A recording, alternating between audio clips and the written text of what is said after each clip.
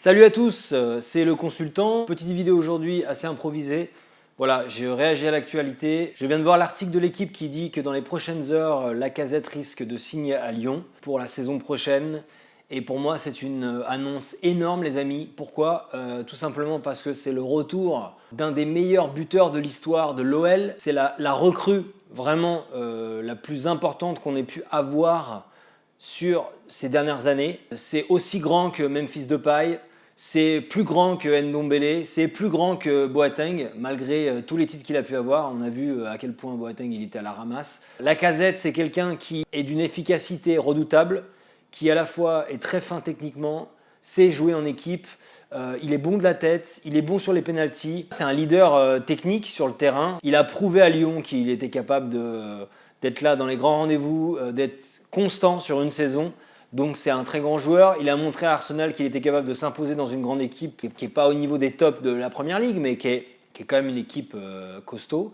Il a su s'adapter à un des championnats les plus exigeants en se frottant aux plus grands. Il a été capable de durer là-bas, de faire vraiment de belles saisons là-bas, en sachant qu'il est encore jeune, Lacazette, il a 31 ans seulement.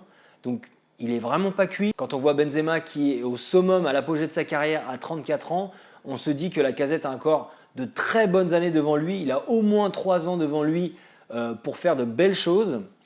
Et c'est vraiment, je trouve, une très bonne nouvelle pour les supporters de Lyon, pour le club, pour l'ambition même de la Ligue 1, parce qu'en fait, Lacazette, il représente le début de la reconquête à Lyon, le début d'une reconquête à travers l'identité du club, à travers l'identité du centre de formation. Lacazette, il a été formé au club, il a réussi au club, il a performé au club. Voilà, et je pense que c'est vraiment ce que le club a besoin. Il a traversé une passe très difficile sur cette saison, où ces dernières années, il a voulu changer de structure, se restructurer autour de Juninho, autour de coachs plus ambitieux, étrangers, etc. En essayant différentes choses. Le club s'est un peu perdu à travers différentes expérimentations. Et là, je pense que, vu que le club ne joue pas l'Europe l'année prochaine, c'est une manière de se recentrer à sa base, à ses origines, qui sont le championnat français, qui sont le centre de formation et l'identité du club. En fait, ce que ça me fait penser, c'est que le fait de faire revenir Lacazette, pour moi, c'est la reconstitution d'un ADN de l'OL, d'une colonne vertébrale solide constituée de joueurs à l'identité lyonnaise. Pourquoi ? On a Lopez dans les buts, Loukeba en défense, qui sera peut-être suivi de Umtiti, on va voir si on a une annonce qui est intéressante. Cacré en milieu défensif, peut-être suivi de l'arrivée de Tolisso, à voir, puis Lacazette en attaque. En ayant ces joueurs-là, on reconstitue une colonne vertébrale lyonnaise, 100% lyonnaise, avec l'ADN lyonnais, qui est performante, et en même temps avec cette identité. Et ça, c'est très important parce que ça, en fait, la colonne vertébrale d'une équipe, c'est la structure. C'est vraiment le ciment de l'équipe qui permettra en fait ensuite aux autres joueurs autour qui viendront, qui seront peut-être des joueurs d'ailleurs, de pouvoir être rassurés autour de joueurs qui connaissent correctement le club, peuvent amener cette identité, peuvent amener cette ambition, cette envie de gagner, cette envie de performer et de se battre pour le club et pour son ADN. Cette arrivée de Lacazette me rappelle l'époque en fait où on avait cette colonne vertébrale. Je ne sais pas si vous vous rappelez, mais la dernière fois que l'OL a été performant en championnat et a réussi à bousculer Paris en étant justement premier pendant plusieurs journées du championnat et en échouant très très peu, peut-être c'était à 4 journées de la fin, en terminant deuxième du championnat. La dernière fois où l'OL a vraiment été au niveau, à bousculer Paris, à être vraiment dans une espèce de combat où vraiment l'OL était dans les plus hautes places, c'était l'époque où on avait justement cette colonne vertébrale et cette identité lyonnaise avec, je crois, pratiquement 7 joueurs titulaires dans le 11 qui étaient issus du centre de formation. C'est la saison où nous bousculions Paris et cette saison-là, en fait, nous avions dans les cages donc Lopez, on avait Umtiti, on avait Bisevac, on avait Gonalon, on avait aussi Tolisso, bien sûr, Fekir et Lacazette. Et nous avions donc cette colonne vertébrale lyonnaise, entourée bien sûr d'autres joueurs. On avait Jallet aussi, je me souviens à l'époque. On avait N'Ji aussi, on avait même Gourcuff. Et à gauche, je crois qu'on avait Bedimo. Cette saison-là, pendant plusieurs journées, l'OL était en tête du championnat et a échoué sur la fin. C'est la dernière saison où l'OL a été aussi fort en championnat, où l'OL a bousculé aussi fortement Paris. Donc pour moi, si vous voulez, le fait qu'on ramène Lacazette, ça a un sens. Ça a un sens que de vouloir reconstituer cette colonne vertébrale, de vouloir reconstituer voilà, une identité, un ADN puissant. Là où c'est très intéressant aussi, c'est qu'Aulas, en voulant signer Lacazette, un grand attaquant, ça me rappelle aussi le moment où il a signé Sonny Anderson à l'époque pour pouvoir conquérir le premier titre de champion de France en 2002. Il l'avait signé un petit peu avant, je crois 3 ans avant, il me semble. Et en fait, cette ambition-là, c'est ce qui nous avait permis enfin d'accéder avec d'autres recrutements comme celui de Juninho. Mais je trouve qu'il y a un effet symbolique, c'est voilà, d'avoir un grand attaquant. C'est ce qui peut permettre pour moi aussi à l'OL de conquérir les plus hautes sphères. Souvent, c'est ce qui nous a manqué dans certaines époques, quand on avait le grand OL des années 2004, 2005, 2006, là où on était très très performant en Champions League. On avait une équipe incroyable sur le papier, mais il nous manquait un grand attaquant. Je me souviens, à ce moment-là, on avait Fred et John Carew, voilà, ce genre d'attaquants-là qui n'étaient pas des grands attaquants, qui étaient des bons attaquants, mais pas de grands attaquants. On avait le meilleur milieu d'Europe avec Thiago, Juninho et Mamadou Diarra. Et on avait un super milieu de terrain, une superbe défense avec Cassapa et Chris, des milieux offensifs super bons avec Malouda et Govou. Mais il nous manquait ce grand attaquant. Et je trouve qu'on l'a eu à l'époque de Sonny Anderson, à l'époque de Lacazette, mais entre ces périodes-là, on n'a pas eu forcément de grands attaquants à chaque fois. On a eu Memphis Depay, mais qui n'était pas vraiment un attaquant pur, qui était plus un ailier qui a été remis dans l'axe, qui était une sorte de second attaquant. Voilà, c'était pas vraiment un pur neuf, quoi. Et là, je trouve que Lacazette représente ce neuf performant, capable de mettre beaucoup de buts, capable de jouer avec son équipe. Et ça, vraiment, c'est une très bonne nouvelle pour les supporters de Lyon. Là où est le club aujourd'hui, dans cette saison difficile, le fait de ne pas avoir de Coupe d'Europe à jouer pour l'année prochaine, c'est vraiment une très bonne pioche d'avoir réussi à faire signer ce jour-là. Apparemment, il diviserait son salaire par 2, donc ça c'est quand même assez fou quand même. On voit que le foot des fois dépasse le cadre de l'argent. Il y a aussi toute une dimension affective et au niveau de l'identité d'un joueur qui se dit ok, j'ai peut-être fait des belles choses en première ligue, mais j'ai envie de revenir dans mon club, j'ai envie d'aider mon club, j'ai envie de réussir dans mon club encore une fois, de prouver encore une fois et de marquer l'histoire de ce club. Et ça je trouve que c'est plus beau que n'importe quel contrat dans n'importe quel championnat. C'est plus fort que tout. Ça me rappelle des joueurs comme Raoul au Real Madrid, ça me rappelle des joueurs comme Javier Zanetti à l'Inter de Milan, des joueurs comme Gerrard à Liverpool qui ont marqué l'histoire de leur club, des joueurs comme De Rossi à l'AS Rome, voilà, qui ont voulu s'inscrire dans la durée de leur club. Voilà, donc là il est parti, mais il revient. Et le fait de revenir au moment où il est encore performant, c'est vraiment très intéressant. Moi, je pense qu'on va pouvoir constituer un 11 intéressant autour de Lacazette, avec Lacazette qui sera la figure, la tête de gondole de cette attaque de l'OL. Au milieu de terrain, la figure, ce sera Cacré, Maxence Cacré qui s'affirme de plus en plus, qui va être vraiment peut-être le futur capitaine de l'OL, mais en tout cas vraiment l'identité et l'ADN de ce club au niveau du milieu de terrain.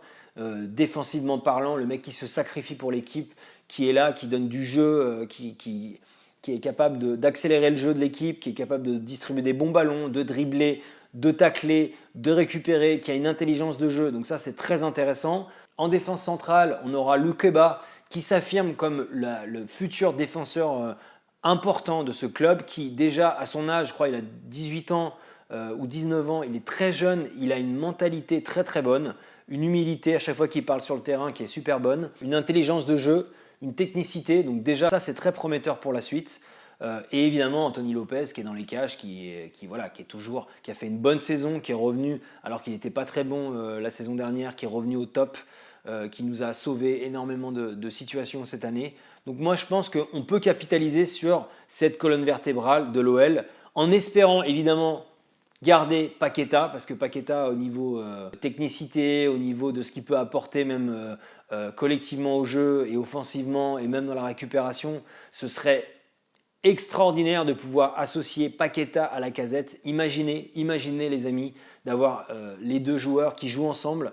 Je pense qu'ils vont se trouver les yeux fermés, ça va être génial, en sachant que Lacazette est capable de marquer, mais est capable de aussi décrocher, faire des passes, faire des redoublements de passes, des 1-2, de faire des provocations, de dribbler, de pouvoir passer dans la profondeur à Paqueta. Ce serait extraordinaire si on avait ces deux joueurs associés ensemble.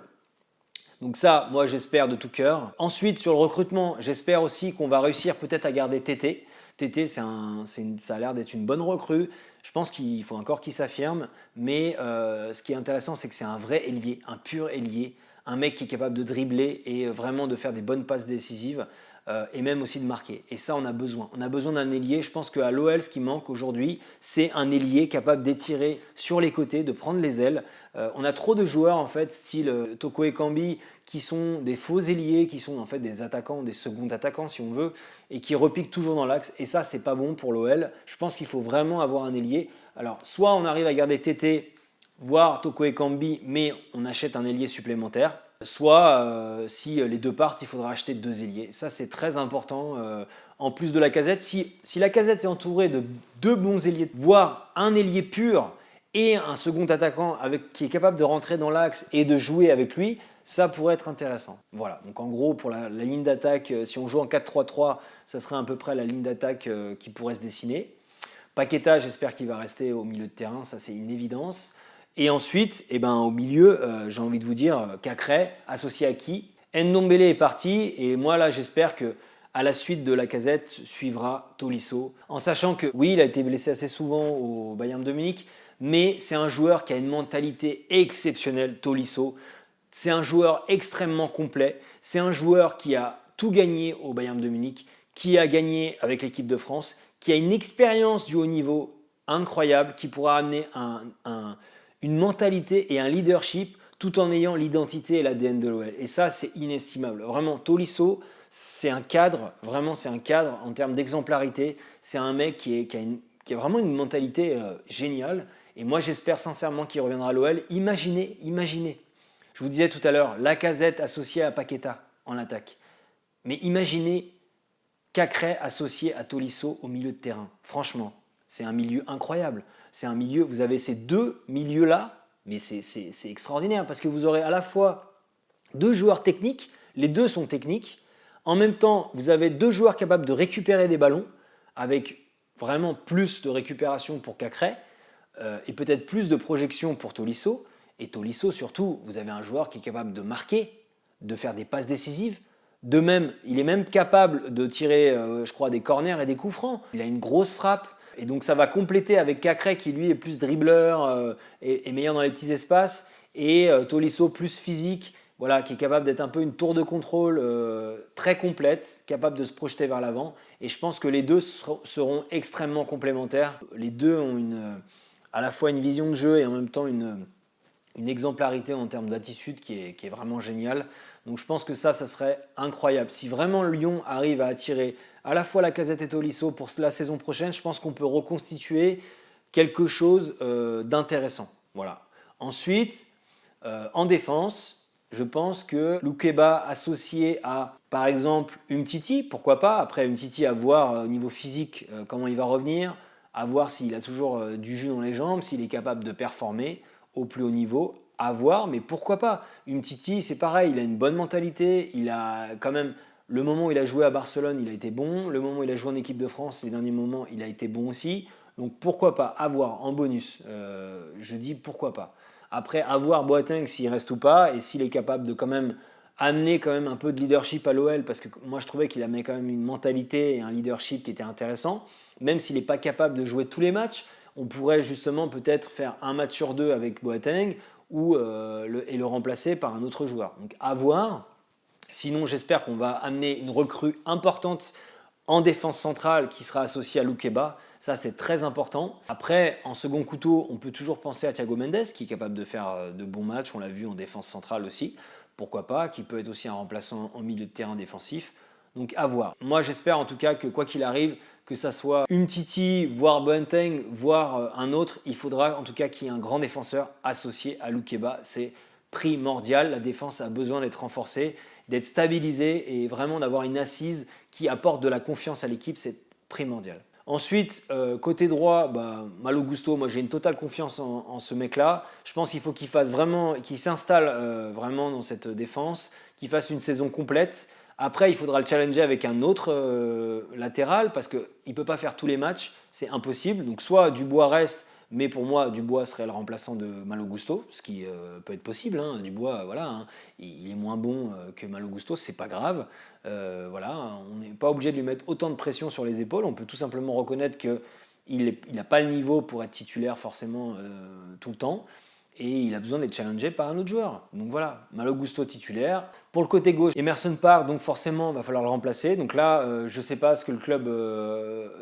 voilà, à voir ce que le club va nous proposer. Mais là, ça sera très intéressant de voir quel recrue on va avoir. Parce que voilà, côté gauche, c'est très important aussi d'avoir un bon joueur. La dernière fois qu'on a eu un grand joueur, c'était Mendy, qui est parti au Real Madrid. Donc voilà, c'est compliqué de retrouver un grand joueur depuis au niveau latéral gauche. À voir aussi, peut-être Umtiti. Moi, je me souviens qu'à l'époque où Umtiti jouait à Lyon, avant de passer défenseur central, il était latéral gauche. Je ne sais pas si vous vous souvenez, mais il y a déjà un moment. Hein. Il avait marqué d'ailleurs un but célèbre en Coupe d'Europe. Il avait mis une frappe incroyable. Et à ce moment-là, il était latéral gauche. Donc voilà, je ne sais pas si vous vous souvenez, mais en tout cas, il avait bien performé à ce niveau-là. Il y a une époque, je me souviens, où je voulais qu'on remette Umtiti latéral gauche. Je ne sais pas si à nouveau, il serait capable de performer, mais il avait une intelligence...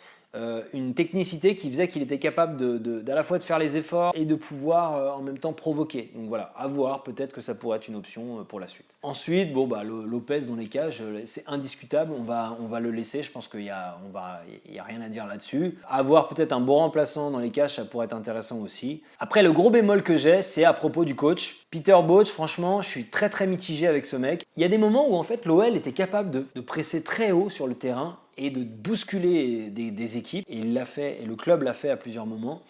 Mais je trouve que c'est inconstant. Et je pense que, en fait, j'ai un problème avec Bosz. Je trouve qu'il manque de rigueur. Je ne sais pas à quel point c'est lié soit à lui, soit aux joueurs. Je pense que les joueurs, ils ont un problème de rigueur, ça c'est évident. Mais c'est quand même celui qui doit amener de la rigueur à ses joueurs, justement, c'est l'entraîneur. Et Bosz, on l'a pris aussi parce qu'il avait une expérience au niveau européen, il avait prouvé dans des grands clubs quand même en Allemagne. Et en fait, moi je pensais qu'il allait amener ça. Et là où je suis un peu mitigé, c'est qu'il a amené du jeu, il a amené à des moments du beau jeu en attaque, voilà, un jeu offensif, hein, mais très déséquilibré en fait, très déséquilibré et surtout pas efficace en fait, parce qu'on est une des équipes qui a eu le plus d'expected goals cette saison, je crois en termes de jeu, en termes d'occasions créées, etc., mais qui n'aboutissent pas à la fin. Et surtout qui nous coûtent à chaque fois des buts. Parce qu'on est capable de mettre des buts, mais on en prend aussi beaucoup. Et c'est là où moi j'ai un gros problème avec Bosz, c'est qu'il manque de réalisme en fait. Et je trouve que pour la Ligue 1, il faut un coach qui soit aussi réaliste, qui est capable de proposer, oui, du beau jeu, mais qui soit réaliste. Et Bosz manque de réalisme. Donc c'est soit, pour moi, la condition qui reste, c'est soit il est capable de se remettre en question par rapport à ça, capable d'apporter, oui, une exigence, déjà capable d'apporter une grande exigence dans le jeu, dans le pressing, oui, mais que ce soit appliqué, qu'il se fasse respecter et qu'il soit capable d'affirmer son autorité avec les joueurs. Ça, c'est fondamental. Donc ça, s'il n'arrive pas à le faire, c'est pas la peine. Donc soit il y arrive, et là, ok, et là, on est ambitieux et les joueurs se mettent au niveau de ce qu'ils demandent, et là aussi, les joueurs qui veulent pour exécuter ça. Et deuxième chose, il faut qu'ils trouvent un équilibre entre l'attaque et la défense, à la fois en ayant une assise défensive qui soit costaud. Ça, c'est une évidence dans les joueurs qui sont proposés pour lui. Mais en même temps, dans le jeu, il faut qu'il trouve un équilibre. On ne peut pas à chaque fois marquer 3 buts dans chaque rencontre. Il y a un moment où il faut être capable aussi de marquer un but et de pouvoir verrouiller si besoin. Ou de marquer 2 buts, mais de ne pas se faire peur, même quand tu as marqué 2 buts, et d'avoir un mec qui va revenir, une équipe lambda de Ligue 1, qui va revenir à 2-1 et qui en fait est capable de t'inquiéter tout le long de la rencontre. Ça, c'est pas possible, en fait. Et on s'est fait trop peur à chaque fois. Et moi, j'ai besoin d'un coach, d'une équipe qui arrive à nous sécuriser et à nous dire, ok, à un moment, les gars, c'est bon, on a marqué un but, on peut verrouiller et ça va le faire. Ou alors, on est capable d'en marquer un deuxième et de se mettre à l'abri. Mais de ne pas se faire peur à chaque match comme on l'a fait cette saison. Et voilà, moi j'espère, s'il reste en tout cas, qu'il sera capable d'amener ça à l'équipe, un peu plus de rassurer un peu plus l'équipe. Voilà, des moments de les calmer, de leur dire ok les gars, faites tourner, je sais pas, d'avoir un joueur un peu qui est capable, un peu aussi fourbe, le rythme du match, capable de calmer les mecs, de faire des redoublements de passes, voilà, de fumer des joueurs en face peut-être, je sais pas, de faire des fautes un peu tactiques. Mais il faudrait qu'on soit un peu plus réaliste, des fois un peu plus méchant et arrêter de vouloir faire du beau jeu pour faire du beau jeu. Voilà, moi il y avait un truc qui m'avait gêné chez Peter Bosz quand il est arrivé, c'est qu'il a dit moi je suis là pour le beau jeu avant les résultats. Il y a un moment il avait dit un truc de ce genre-là. Moi j'ai un problème avec ça. J'ai un problème avec ça. Le beau jeu, oui, oui, il faut faire vibrer les spectateurs, mais les résultats, les amis, c'est important. Je veux dire, si on n'a pas de résultats, on ne peut pas être performant en championnat, on ne peut pas jouer la Ligue des Champions, la Coupe d'Europe, on ne peut pas gagner suffisamment du coup de revenus par rapport à ce que ça va nous apporter pour pouvoir après les réinvestir dans le recrutement. En même temps, ça enlève de l'attractivité au club, parce que du coup, si on ne joue pas la Champions League, le club est moins regardé, il est moins respecté. Sans parler des titres, c'est fondamental à un moment que l'OL puisse renouer avec le fait de gagner des titres. Peu importe le titre qu'on gagne, il faut qu'on gagne des titres. Ça fait trop longtemps que l'OL n'a pas gagné de titre. Donc voilà, j'espère de tout cœur que cette saison va être le renouveau, en sachant qu'il y aura le championnat joué et la Coupe de France. La Coupe de la Ligue, je crois qu'elle n'existe plus. Donc voilà, cette année, on aura des titres à jouer au niveau national. Et ben moi, j'aimerais que par exemple l'OL, même s'il ne gagne pas le titre cette saison, déjà revienne en Coupe d'Europe la saison prochaine avec cette reconquête à travers les mecs du centre de formation, mais soit capable par exemple de gagner une Coupe de France. Voilà. Et ce serait superbe de gagner une Coupe de France par exemple pour amorcer cette reconquête, pour amorcer le renouveau de l'OL à travers un nouveau cycle où on veut gagner, où on est capable de gagner un titre, de jouer pour la gagne et d'avoir la haine de la défaite. Moi, c'est ça que je veux. Là, on était en train de fêter les 20 ans de la victoire de la Coupe de la Ligue et du premier titre de champion de France. Et ben, quand tu vois cette équipe qui a gagné une Coupe de la Ligue, mais elle est morte de faim. Et après ça, elle ne va pas arrêter de gagner des championnats. Ben moi, j'espère que cette saison prochaine sera ce renouveau-là à travers la victoire, à travers un titre, et qui nous permettra ensuite de retrouver cet esprit, cette volonté, cette confiance aussi, cette confiance dans le fait qu'on est capable de gagner en répétant des performances tout au long de la saison et qu'on retrouve à la fois régularité en championnat. De toute façon, on n'aura que ça à se concentrer, donc a priori, ça devrait être possible. Une régularité capable de répéter les efforts, de jouer à fond tous les matchs, même contre Metz, même contre Auxerre, parce qu'on on va jouer contre Auxerre cette saison. Voilà, il va falloir qu'on se mouille le maillot, qu'on se mouille la tête pour tous les matchs. Et moi, j'espère sincèrement que les mecs comme Lacazette, si Tolisso revient aussi, les mecs comme Cacré et les prochaines recrues qu'on aura, qui vont être aussi des mecs avec une mentalité irréprochable, hein, des mecs à la Juninho, s'il vous plaît, des mecs qui sont capables de mouiller le maillot, de se battre pour l'équipe et qui ont la haine de la défaite et qui pourront enseigner ça aux jeunes qui les encadrent, aux talents, parce qu'à un moment, les talents, c'est bien. Hein, c'est bien d'acheter des talents, des Paqueta, des mecs super talentueux, comme à l'époque on formait des Ben Arfa, etc. C'est super les mecs talentueux. Mais s'ils ne sont pas encadrés par des mecs irréprochables, des mecs qui travaillent pour l'équipe, des mecs comme Philippe Violo, des mecs comme Pierre Lègle, des mecs comme Florent Laville, des mecs comme ça, des mecs qui vont au casse-pipe, des mecs qui se battent pour l'équipe, hein, des David Linares, ces mecs-là, là, quand on voit la vidéo du club qui montre ces mecs-là, qui sont des bons mecs, des mecs qui ne sont pas forcément des grands mecs talentueux, hein, les Violos, etc. Mais c'est des mecs qui mouillaient le maillot. On ne peut pas avoir que des Sonny Anderson, des Juninho et des Govou. Même si ces mecs-là avaient déjà une mentalité. Mais il faut aussi des Philippe Violo, des mecs de l'ombre qui travaillent pour l'équipe. Voilà. Donc moi j'espère que le club a conscience de ça, va trouver les bons joueurs pour encadrer ces mecs talentueux et voilà, ramène si possible aussi voilà, ces grands talents qui sont à la fois des mecs qui ont une bonne mentalité, comme Tolisso ou Lacazette, voire Umtiti, et qu'on va retrouver les sommets à travers cette saison. Voilà, je le souhaite de tout cœur. En tout cas, je pense que le fait de ramener Lacazette, c'est déjà une bonne première pierre à l'édifice. J'espère que d'autres vont suivre avec Tolisso, Umtiti ou autres.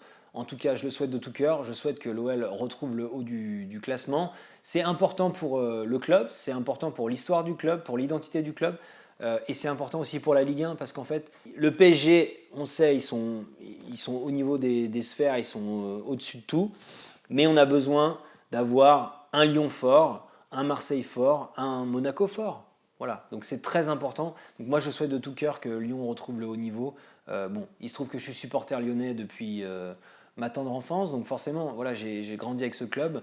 Je suis allé au stade de nombreuses fois d'ailleurs quand Lacazette jouait. Je me souviens d'un match où Lacazette jouait d'ailleurs face à la Juventus, où il avait marqué un penalty face à la Juventus. J'étais avec les Bad Gones à ce moment-là et je vous cache pas à quel point c'était une émotion incroyable. Donc j'ai envie de vibrer à nouveau pour ce club. Et voilà, Lacazette qui est le premier buteur au Groupama Stadium, c'est quand même pas rien. Voilà, il a amorcé aussi cette nouvelle génération de joueurs, cette nouvelle vague, ce nouveau cycle à travers avec le nouveau stade. Donc voilà, j'espère de tout cœur que ça va être le début de cette reconquête que le club est en train d'amorcer. Et voilà, je vous dis à très vite pour de nouvelles aventures. N'hésitez pas à me dire ce que vous pensez de la vidéo, ce que vous pensez de mon analyse, à mettre un pouce bleu, de partager la vidéo. Voilà, il y en aura peut-être d'autres sur le mercato qui va suivre pour l'OL, sur les futurs recrues, sur des matchs de l'OL, sur des news, des avis, des coups de gueule. Voilà, moi je suis un passionné de l'OL depuis très longtemps. J'ai découvert l'OL quand j'avais 11 ans à travers un match à Gerland. Mais en tout cas, voilà, j'ai ce club dans mon cœur et j'ai envie que ce club performe toujours au plus haut niveau et retrouve les sommets à travers les titres en Ligue 1 et en Europe. On le souhaite de tout cœur et à très vite.